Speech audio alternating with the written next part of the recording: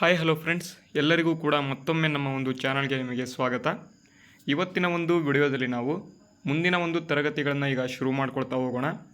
ಈಗಾಗಲೇ ನಿಮಗೆ PDO ಮತ್ತು ಇಲ್ಲಿ ವಿಲೇಜ್ ಅಕೌಂಟೆಂಟ್ ಈ ಒಂದು ಎರಡು ಹುದ್ದೆಗಳಿಗೆ ಅತಿ ಮುಖ್ಯವಾಗಿ ಇಂಪಾರ್ಟೆಂಟ್ ಆಗಿರ್ತಕ್ಕಂತಹ ಒಂದು ಪ್ರಶ್ನೆ ಮತ್ತು ಉತ್ತರಗಳನ್ನು ನಮ್ಮ ಒಂದು ಚಾನಲ್ನಲ್ಲಿ ಪ್ರತಿದಿನ ಇಲ್ಲಿ ಕೊಡ್ತಾ ಹೋಗ್ತಾ ಇದ್ದೇವೆ. ನಮ್ಮ ಒಂದು ಈ ಪ್ರಯತ್ನ ನಿಮಗೇನಾದರೂ ಯೂಸ್ಫುಲ್ ಆದರೆ ವಿಡಿಯೋಗೆ ಒಂದು ಲೈಕ್ ಮಾಡಿ. ಅದರ ಜೊತೆಗೆ ಯಾರ್ಯಾರು ಸಬ್ಸ್ಕ್ರೈಬ್ ಮಾಡ್ಕೊಂಡಿಲ್ಲ ಎಲ್ಲರೂ ಕೂಡ ಈಗಲೇ ಸಬ್ಸ್ಕ್ರೈಬ್ ಮಾಡ್ಕೊಳ್ಳಿ. ಮುಂದೆ ಬರ್ತಕ್ಕಂತಹ ಒಂದು ತರಗತಿಗಳು ಅತಿ ಮುಖ್ಯವಾಗಿ ನಿಮ್ಮ ಒಂದು ವಿಲೇಜ್ ಅಕೌಂಟೆಂಟ್ ಅಥವಾ ಇಲ್ಲಿ ಏನು ವಿಲೇಜ್ ಅಡ್ಮಿನಿಸ್ಟ್ರೇಟಿವ್ ಆಫೀಸರ್ ಆಗಿರ್ಬೋದು ಮತ್ತು ಇಲ್ಲಿ PDO ಅಥವಾ ಪಂಚಾಯತ್ ಡೆವಲಪ್ಮೆಂಟ್ ಆಫೀಸರ್ ಆಗಿರ್ಬೋದು, ಈ ಎರಡು ಹುದ್ದೆಗಳಿಗೆ ಉಪಯುಕ್ತ ಆಗುವ ರೀತಿಯಲ್ಲಿ ತರಗತಿಗಳನ್ನು ನಡೆಸ್ಕೊಳ್ತಾ ಹೋಗ್ತಾ ಇದ್ದೇವೆ. ತುಂಬ ಜನರಿಗೆ ಇನ್ನೂ ಕೂಡ PDOಗೆ ಏನೇನು ಬರುತ್ತೆ ಮತ್ತು ಇಲ್ಲಿ VAOಗೆ ಏನೇನು ಬರುತ್ತೆ ಇನ್ನೂ ಕೂಡ ಗೊತ್ತಿಲ್ಲ. ನಾಳೆಯ ಒಂದು ವಿಡಿಯೋದಲ್ಲಿ ನಿಮಗೆ ಈ ಒಂದು PDO ಮತ್ತು ವಿಲೇಜ್ ಅಕೌಂಟೆಂಟ್ ಯಾವ ರೀತಿ ಇಲ್ಲಿ ಪರೀಕ್ಷೆ ಇರ್ತದೆ ಅದರ ಬಗ್ಗೆ ನಿಮಗೆ ತಿಳಿಸ್ಕೊಡ್ತಾ ಹೋಗ್ತೇನೆ. ಅದನ್ನು ಕೂಡ ನೀವು ನೋಡ್ಬೋದು. ಈಗ ಇಂಪಾರ್ಟೆಂಟಾಗಿ ಇವತ್ತಿನ ಒಂದು ತರಗತಿಗಳನ್ನು ಶುರು ಮಾಡ್ಕೊಳ್ತಾ ಹೋಗೋಣ. ಮೊದಲನೇ ಪ್ರಶ್ನೆ ಈ ರೀತಿಯಾಗಿದೆ ನೋಡಿ.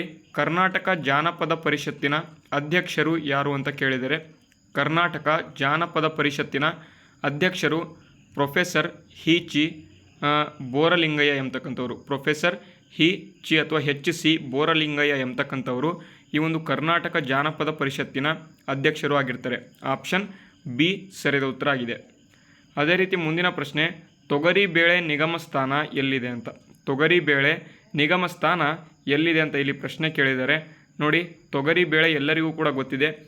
ತೊಗರಿಯ ಒಂದು ನಾಡು ಅಂತಲೇ ಕರೀತಾರೆ. ಯಾವುದನ್ನು ಅಂತ ಅಂದರೆ ಗುಲ್ಬರ್ಗ ಅಂತ ಈ ಒಂದು ಅಥವಾ ಕಲಬುರ್ಗಿ ಅಂತಲೂ ಕೂಡ ಇದನ್ನು ಕರಿತೇವೆ.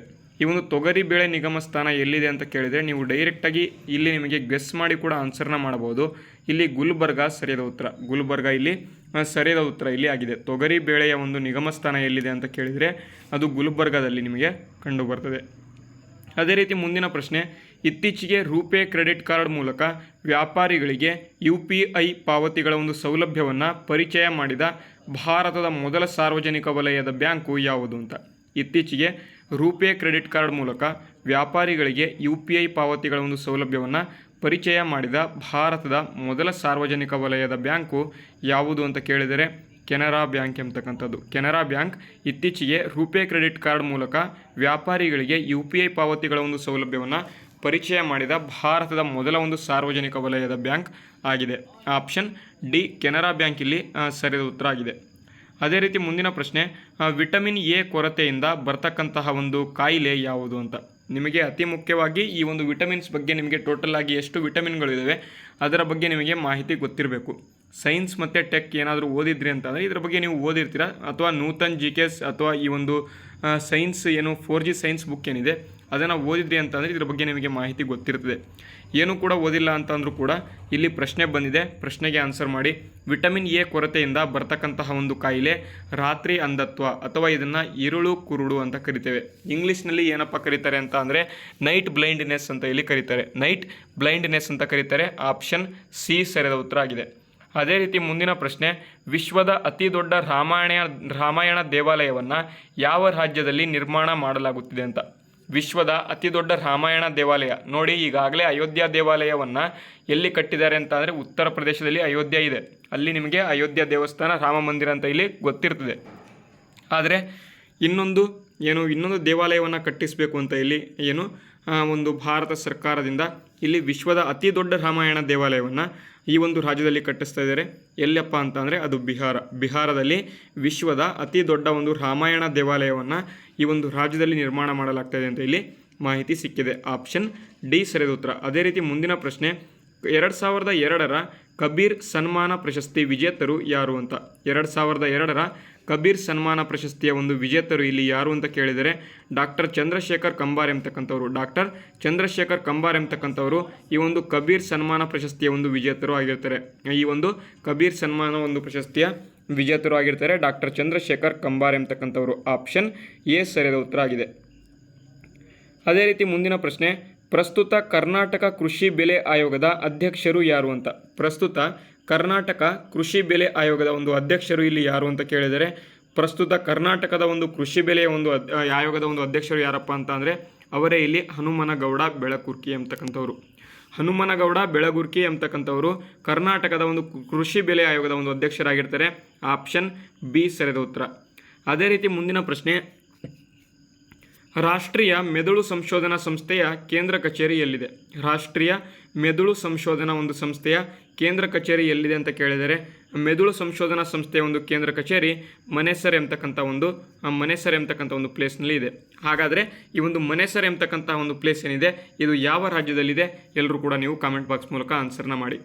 2ರಿಂದ 3 ಪ್ರಶ್ನೆಗಳು ಕಾಮೆಂಟ್ ಬಾಕ್ಸ್ ಮೂಲಕ ನಿಮಗೆ ಆನ್ಸರ್ನ ಇಲ್ಲಿ ಮಾಡೋದಕ್ಕೆ ಹೇಳ್ತೇನೆ. ಯಾಕೆ ಅಂತಂದರೆ ನೀವು ಅದನ್ನು ಸರ್ಚ್ ಮಾಡಿದ್ರಿ ಅಂತಂದರೆ ಅದು ಕರೆಕ್ಟಾಗಿ ನಿಮಗೆ ನಿಮ್ಮ ಹತ್ರ ಉಳಿತದೆ.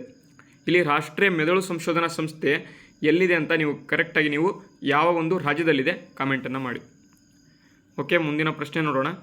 ವಿಶ್ವದಲ್ಲೇ ಯಾವ ದೇಶ ರಕ್ಷಣಾ ಬಜೆಟ್ನೊಂದಿಗೆ ಮೊದಲ ಸ್ಥಾನದಲ್ಲಿದೆ ಅಂತ ನೋಡಿ. ವಿಶ್ವದಲ್ಲೇ ಯಾವ ದೇಶವು ರಕ್ಷಣಾ ಬಜೆಟ್ ಅಂತ ಅಂದರೆ ಡಿಫೆನ್ಸ್ಗೆ ನಾವು ಬಜೆಟನ್ನು ಮಂಡನೆ ಮಾಡ್ಕೊಂಡಿರ್ತೇವೆ. ಇತ್ತೀಚೆಗೆ ಈಗಾಗಲೇ ಬಜೆಟ್ಗೆ ಸಂಬಂಧಪಟ್ಟಂತೆ ಒಂದು ಸಂಪೂರ್ಣವಾಗಿ ನಿಮಗೆ ಬಜೆಟ್ಗೆ ಸಂಬಂಧಪಟ್ಟಂತೆ ವಿಡಿಯೋಗಳನ್ನು ಮಾಡಿ ನಿಮಗೆ ಕೊಡ್ತೇನೆ. ಈ ಒಂದು ಬಜೆಟ್ ಈಗಾಗಲೇ ಆಗಿದೆ, ಅದರ ಬಗ್ಗೆ ಸಂಪೂರ್ಣವಾಗಿ ಏನೇನು ಪ್ರಶ್ನೆ ಕೇಳಬಹುದು ಇದರ ಬಗ್ಗೆ ಸಂಪೂರ್ಣವಾಗಿ ಮಾಹಿತಿಗಳನ್ನು ನೋಡ್ಕೊಳ್ತಾ ಹೋಗೋಣವಂತೆ. ವಿಶ್ವದಲ್ಲೇ ಯಾವ ದೇಶ ರಕ್ಷಣಾ ಬಜೆಟ್ನೊಂದಿಗೆ ಮೊದಲ ಒಂದು ಸ್ಥಾನದಲ್ಲಿದೆ ಅಂತ ಕೇಳಿದರೆ ಅದು ಅಮೇರಿಕಾ ದೇಶ ವಿಶ್ವದಲ್ಲೇ ರಕ್ಷಣಾ ಬಜೆಟ್ನೊಂದಿಗೆ ಮೊದಲ ಸ್ಥಾನದಲ್ಲಿ ಕಂಡುಬರುತ್ತದೆ. ಆಪ್ಷನ್ ಎ ಸರಿಯಾದ ಉತ್ತರ ಆಗಿದೆ. ಅದೇ ರೀತಿ ಮುಂದಿನ ಪ್ರಶ್ನೆ, ಅರಿವು ಕೇಂದ್ರ ಇದು ಯಾವುದಕ್ಕೆ ಸಂಬಂಧ ಹೊಂದಿದೆ ಅಂತ. ಅರಿವು ಕೇಂದ್ರ ಇದು ಯಾವುದಕ್ಕೆ ಸಂಬಂಧ ಹೊಂದಿದೆ ಅಂತ ಕೇಳಿದರೆ, ಅರಿವು ಕೇಂದ್ರ ಏನಿದೆ ಇದು ಡಿಜಿಟಲ್ ಗ್ರಾಮ ಪಂಚಾಯಿತಿಗೆ ಇದು ಸಂಬಂಧ ಹೊಂದಿರ್ತದೆ. ಆಪ್ಷನ್ ಬಿ ಸರಿಯಾದ ಉತ್ತರ ಆಗಿದೆ, ಡಿಜಿಟಲ್ ಗ್ರಾಮ ಪಂಚಾಯಿತಿ. ಅದೇ ರೀತಿ ಮುಂದಿನ ಪ್ರಶ್ನೆ ನೋಡೋದಾದರೆ, ಬಚಾವತ್ ಆಯೋಗ ನೋಡಿ, ತುಂಬ ಇಂಪಾರ್ಟೆಂಟ್, ನಿಮಗೆ ಪ್ರಶ್ನೆಗಳು ಇಲ್ಲಿಂದ ಬರ್ತದೆ. ಬಚಾವತ್ ಆಯೋಗ ಯಾವುದಕ್ಕೆ ಸಂಬಂಧ ಹೊಂದಿದೆ ಅಂತ. ಬಚಾವತ್ ಆಯೋಗ ಏನಿದೆ ಇದು ಯಾವುದಕ್ಕೆ ಸಂಬಂಧ ಹೊಂದಿದೆ ಅಂತ ಕೇಳಿದರೆ, ಇದು ಕೃಷ್ಣಾ ಜಲವಿವಾದಕ್ಕೆ ಈ ಒಂದು ಬಚಾವತ್ ಎಂಬತಕ್ಕಂಥ ಒಂದು ಆಯೋಗ ಏನಿದೆ ಈ ಒಂದು ಕೃಷ್ಣಾ ಜಲವಿವಾದಕ್ಕೆ ಸಂಬಂಧ ಹೊಂದಿರ್ತದೆ. ಆಪ್ಷನ್ ಎ ಸರಿಯಾದ ಉತ್ತರ. ಅದೇ ರೀತಿ ಇಲ್ಲಿ ಬೇರೆ ಬೇರೆ ಇಲ್ಲಿ ಆಯೋಗಗಳು ಇದ್ದಾವೆ, ಅದರ ಬಗ್ಗೆ ನಾವು ನೋಡೋಣವಂತೆ. ಆದರೆ ಇಲ್ಲಿ ತುಂಬ ಇಂಪಾರ್ಟೆಂಟ್, ಇದು ಕೃಷ್ಣಾ ಜಲವಿವಾದ ಬಚಾವತ್ ಆಯೋಗಕ್ಕೆ ಸಂಬಂಧ ಹೊಂದಿರ್ತದೆ.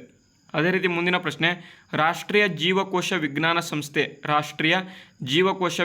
ಸಂಸ್ಥೆ national cell science institute research institute ಅಂತ, ನ್ಯಾಷನಲ್ ಸೆಲ್ ರಿಸರ್ಚ್ ಇನ್ಸ್ಟಿಟ್ಯೂಟ್ ಅಥವಾ ರಾಷ್ಟ್ರೀಯ ಜೀವಕೋಶ ವಿಜ್ಞಾನ ಸಂಸ್ಥೆ ಏನಿದೆ ಇದರ ಒಂದು ಕೇಂದ್ರ ಕಚೇರಿ ಎಲ್ಲಿದೆ ಅಂತ ಕೇಳಿದರೆ, ಇದರ ಕೇಂದ್ರ ಕಚೇರಿ ಪುಣೆಯಲ್ಲಿ ನಮಗೆ ಕಂಡುಬರುತ್ತದೆ. ಆಪ್ಷನ್ ಬಿ ಸರಿಯಾದ ಉತ್ತರ. ಅದೇ ರೀತಿ ಮುಂದಿನ ಪ್ರಶ್ನೆ ನೋಡೋದಾದರೆ, ಕರ್ನಾಟಕ ಸರ್ಕಾರದ ಈ ಕೆಳಗಿನ ಯಾವ ಗ್ಯಾರಂಟಿ ಯೋಜನೆಗೆ ವಾರ್ಷಿಕ ಅತಿ ಹೆಚ್ಚು ವೆಚ್ಚ ಆಗ್ತಾ ಇದೆ ಅಂತ ಕೇಳಿದರೆ, ಗೃಹಲಕ್ಷ್ಮಿ ಯೋಜನೆ. ಇದರ ಬಗ್ಗೆ ಮಾಹಿತಿ ಗೊತ್ತಿರಲಿ ನಿಮಗೆ. ಇಲ್ಲಿಂದ ಈ ಒಂದು ಯೋಜನೆಗಳಲ್ಲಿ ಒಂದಲ್ಲ ಒಂದು ಪ್ರಶ್ನೆ ಬಂದೇ ಬರ್ತದೆ ನಿಮ್ಮ ಒಂದು ಪರೀಕ್ಷೆಗೆ, ನೆನ್ಪಿಟ್ಕೊಳ್ಳಿ. ಗೃಹಲಕ್ಷ್ಮಿ ಯೋಜನೆ 2,000 ಕೊಡ್ತಾ ಇದ್ದಾರೆ. ಗೃಹ ಜ್ಯೋತಿ ಯೋಜನೆ ನಿಮಗೆ ಎಲ್ಲರಿಗೂ ಕೂಡ ಕರೆಂಟ್ ಬಿಲ್ ಫ್ರೀ ಆಗಿದೆ. ಮತ್ತು ಇಲ್ಲಿ ಶಕ್ತಿ ಯೋಜನೆ ಬಸ್ಗೆ ಸಂಬಂಧಪಟ್ಟಂತೆ ಮಹಿಳೆಯರಿಗೆ ಇಲ್ಲಿ ಫ್ರೀ ಬಸ್ಸನ್ನು ಕೊಟ್ಟಿದ್ದಾರೆ. ಮತ್ತು ಇಲ್ಲಿ ಇನ್ನೊಂದಿದೆ, ಯಾವುದಪ್ಪ ಅಂತಂದರೆ ಅನ್ನಭಾಗ್ಯ ಆಯಿತು, ಗೃಹಲಕ್ಷ್ಮಿ ಆಯಿತು, ಗೃಹ ಜ್ಯೋತಿ ಆಯಿತು, ಯುವ ನಿಧಿ ಯೋಜನೆ ಎಲ್ಲರಿಗೂ ಕೂಡ ಇಲ್ಲಿ ಡಿಗ್ರಿ ಮತ್ತು ಡಿಪ್ಲೊಮಾ ಮಾಡಿರ್ತಕ್ಕಂಥವರಿಗೆ 1,500 ಮತ್ತು ಇಲ್ಲಿ 3,000 ರೂಪಾಯಿಗಳನ್ನು ಕೊಡ್ತಿದ್ದಾರೆ. ಈ ಒಂದು 5 ಯೋಜನೆ ಬಗ್ಗೆ ನಿಮಗೆ ಮಾಹಿತಿ ಗೊತ್ತಿರಬೇಕು. ಓಕೆ, ಮುಂದಿನ ಪ್ರಶ್ನೆ, ಈ ಕೆಳಗಿನ ಯಾವುದು ಜಲಜನಕ ಸ್ಥಿರ ಒಂದು ಸಮಸ್ಥಾನಿಯಾಗಿದೆ ಅಂತ. ಈ ಕೆಳಗಿನ ಯಾವುದು ಜಲಜನಕ ಸ್ಥಿರ ಸಮಸ್ಥಾನಿಯಾಗಿದೆ ಅಂತ ಇಲ್ಲಿ ಕೇಳಿದರೆ, ಡ್ಯೂಟೇರಿಯಂ ಎಂಬತಕ್ಕಂಥದ್ದು. ಡ್ಯೂಟೇರಿಯಂ ಅಂತ ಅಂದರೆ D2O ಅಂತ ಕರಿತೇವೆ. ಹೆವಿ ವಾಟರ್ ಅಂತಲೂ ಕೂಡ ಇದನ್ನು ಕರಿತೇವೆ, ಡ್ಯೂಟೇರಿಯಂ ಅಂತ. ಇಲ್ಲಿ D2O H2O ಅಂತ ಅಂದರೆ ಇದು ನೀರು, ಅದೇ ಡ್ಯೂಟೇರಿಯಂ ಅಂತ ಅಂದರೆ ಅದು ಹೆವಿ ವಾಟರ್ ಅಥವಾ ಭಾರ ಜಲ ಅಂತ ಕರಿತೇವೆ, ಭಾರ ಜಲ ಅಂತ ಡ್ಯೂಟೇರಿಯಂ ಅಂತ. ಈ ಕೆಳಗಿನವುದು ಜಲಜನಕ ಒಂದು ಸ್ಥಿರ ಸಮಸ್ಥಾನಿಯಾಗಿದೆ ಅಂತಂದರೆ ಆಪ್ಷನ್ ಡಿ ಡ್ಯೂಟೇರಿಯಂ ಸರಿಯಾದ ಉತ್ತರ. ಅದೇ ರೀತಿ ಕೊನೆಯ ಪ್ರಶ್ನೆ ನೋಡಿ, ಇಲ್ಲಿ ಪ್ರಸ್ತುತ ಭಾರತದಲ್ಲಿ ಎಷ್ಟು ಕ್ರೆಡಿಟ್ ಕಾರ್ಡ್ ಮತ್ತು ಡೆಬಿಟ್ ಕಾರ್ಡ್ ನೆಟ್ವರ್ಕ್ ಕಂಪನಿಗಳು ಇಲ್ಲಿ ಇವೆ ಅಂತ. ಪ್ರಸ್ತುತ ಭಾರತದಲ್ಲಿ ಎಷ್ಟು ಕ್ರೆಡಿಟ್ ಮತ್ತು ಡೆಬಿಟ್ ಕಾರ್ಡ್ ನೆಟ್ವರ್ಕ್ ಕಂಪನಿಗಳು ಇದ್ದಾವೆ ಅಂತ ಕೇಳಿದರೆ, ಟೋಟಲ್ ಆಗಿ ಭಾರತದಲ್ಲಿ 5 ಕ್ರೆಡಿಟ್ ಮತ್ತು ಡೆಬಿಟ್ ಕಾರ್ಡ್ ಕಂಪನಿಗಳು ಇದ್ದಾವೆ. 5 ಕ್ರೆಡಿಟ್ ಮತ್ತು ಡೆಬಿಟ್ ಕಾರ್ಡ್ ಕಂಪನಿಗಳು ಇದ್ದಾವೆ. ಇಲ್ಲಿಂದ ನಿಮಗೆ ಪ್ರಶ್ನೆ ಬರಬಹುದು, ನೆನ್ಪಿಟ್ಕೊಳ್ಳಿ. ಪ್ರಸ್ತುತ ಭಾರತದಲ್ಲಿ 5 ಕ್ರೆಡಿಟ್ ಮತ್ತು ಡೆಬಿಟ್ ಕಾರ್ಡ್ ಕಂಪನಿಗಳು ಇಲ್ಲಿ ನಿಮಗೆ ಸಿಗ್ತವೆ. ಡ್ಯೂಟೇರಿಯಂ ಬಗ್ಗೆ ನಿಮಗೆ ಮಾಹಿತಿ ಗೊತ್ತಾಯಿತು ಅಂತ ಅಂದ್ಕೊಂಡಿದ್ದೇನೆ. ಅದರ ಜೊತೆಗೆ ಅನ್ನಭಾಗ್ಯ ಯೋಜನೆಗೆ ಸಂಬಂಧಪಟ್ಟಂತೆ ಟೋಟಲ್ ಆಗಿ ಇಲ್ಲಿ 170 ರೂಪಾಯಿ ಹಣವನ್ನು ಕೊಡ್ತಾಯಿದ್ರು. ಅದರ ಜೊತೆಗೆ ಇಲ್ಲಿ ಅನ್ನಕ್ಕೆ ಸಂಬಂಧಪಟ್ಟಂತೆ ಅಥವಾ ಇಲ್ಲಿ ಅಕ್ಕಿಯನ್ನು ಕೊಡ್ತಾಯಿದ್ರು. ಅದರ ಬದಲಿಗೆ ಇಲ್ಲಿ ಅಕ್ಕಿ ಸಿಗಲಿಲ್ಲ ಅಂತ 170 ರೂಪಾಯಿ ಹಣವನ್ನು ಇಲ್ಲಿ ಕೊಡ್ತಾಯಿದ್ರು. ಇದರ ಬಗ್ಗೆಯೂ ಕೂಡ ನಿಮಗೆ ಮಾಹಿತಿ ಗೊತ್ತಿರಬೇಕು. ಶಕ್ತಿ ಯೋಜನೆಗೆ ಸಂಬಂಧಪಟ್ಟಂತೆ ನಿಮಗೆ ಬಸ್ ಪಾಸ್ ಇದೆ, ಬಸ್ ಫ್ರೀ ಇರ್ತದೆ. ಗೃಹಲಕ್ಷ್ಮಿ ಯೋಜನೆಗೆ 2,000, ಗೃಹ ಜ್ಯೋತಿ ಯೋಜನೆಗೆ ಇಲ್ಲಿ ನಿಮಗೆ ಕರೆಂಟ್ ಬಿಲ್ ಫ್ರೀ ಆಗಿರ್ತದೆ. ಯುವ ನಿಧಿ ಯೋಜನೆಗೆ 3,000 ಇಲ್ಲಿ ಯುವಕರಿಗೆ ಆದರೆ 1,500 ರೂಪಾಯಿ ಡಿಪ್ಲೊಮಾ ಮುಗಿಸಿದಂಥ ಒಂದು ಯುವಕರಿಗೆ. ಅದೇ 3,000 ಅಂತ ಅಂದರೆ ಅದು ಡಿಗ್ರಿ ಮುಗಿದಂಥ ಒಂದು ಯುವಕರಿಗೆ. ನೋಡಿ, ಇವಾಗಿದ್ದು ಇವತ್ತಿನ ಒಂದು ಮೊದಲನೇ ಪ್ರಶ್ನೆ ಅಂತ ಅಂದರೆ ಸಾಹಿತ್ಯ ಅಕಾಡೆಮಿ ಪ್ರಧಾನ ಕಚೇರಿ ಎಲ್ಲಿದೆ ಅಂತ. ಸಾಹಿತ್ಯ ಅಕಾಡೆಮಿಯ ಒಂದು ಪ್ರಧಾನ ಕಚೇರಿ ಎಲ್ಲಿದೆ ಅಂತ ಕೇಳಿದರೆ, ಇದರ ಒಂದು ಪ್ರಧಾನ ಕಚೇರಿ ಎಲ್ಲಿದೆ ಅಂತ ಕೇಳಿದರೆ ನವದೆಹಲಿಯಲ್ಲಿ ಕಂಡುಬರುತ್ತದೆ. ಸಾಹಿತ್ಯ ಅಕಾಡೆಮಿ ಪ್ರಧಾನ ಕಚೇರಿ ನವದೆಹಲಿಯಲ್ಲಿ ನಿಮಗೆ ಕಂಡುಬರ್ತದೆ. ಅದೇ ರೀತಿ ಮುಂದಿನ ಪ್ರಶ್ನೆ, ಮೌರ್ಯರ ಕಾಲದಲ್ಲಿ ನಗರಗಳ ಒಂದು ಜನಗಣತಿ ಅಧಿಕಾರಿಯ ಹೆಸರು ಏನು ಅಂತ. ಮೌರ್ಯರ ಕಾಲ ಅಂತ ಅಂದರೆ ಚಂದ್ರಗುಪ್ತ ಮೌರ್ಯ ಎಲ್ರಿಗೂ ಕೂಡ ಗೊತ್ತಿರ್ತದೆ, ಅಶೋಕ ಗೊತ್ತಿರ್ತಾನೆ. ಈ ಒಂದು ರಾಜರ ಒಂದು ಆಳ್ವಿಕೆಯ ಕಾಲದಲ್ಲಿ ಜನಗಣತಿಯ ಒಂದು ಅಧಿಕಾರಿಯ ಹೆಸರು ಏನು ಅಂತ ಕೇಳ್ತಾ ಇದ್ರು ಅಂತ ಕೇಳಿದರೆ, ಜನಗಣತಿ ಮಾಡ್ತಕ್ಕಂಥ ಒಂದು ಅಧಿಕಾರಿ ಹೆಸರು ನಾಗರಕ ಅಂತ ಕರಿತಾ ಇದ್ರು. ನಾಗರಕ ಅಂತ ಇಲ್ಲಿ ಕರಿತಾ ಇದ್ರು. ಆಪ್ಷನ್ ಎ ನಾಗರಕ ಇಲ್ಲಿ ಸರಿಯಾದ ಉತ್ತರ.